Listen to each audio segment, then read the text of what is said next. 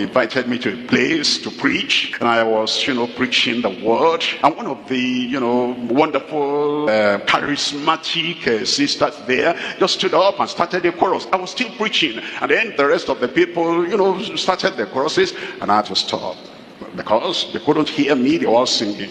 And eventually when that fellow stopped, calmed down, I started preaching again. And then another person, liberty from the membership, also started another kind of singing. Then I realized that preachers have liberty to preach, and members have liberty to do whatever they will do, to say, that's enough, but we agree with you, or whatever.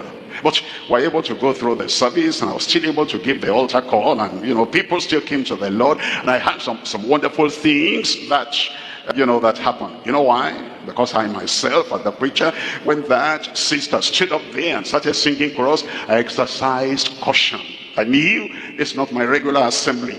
And even though I have liberty as the preacher, the invited across said, that's enough, sit down there and preaching, but I had to exercise caution. All of us, preacher, pastor, general superintendent, members, we need caution for the liberty we think we have. That's why we're looking at this now in Luke chapter 9 verse 49. And John answered and said, Master, we saw one casting out devils in thy name, and we forbade him. We didn't even have to come to you to ask, should we not? We forbade him, because he followeth not with us. Verse 50. In verse 50, and Jesus said unto him, forbid him not, for he that is not against us is for us.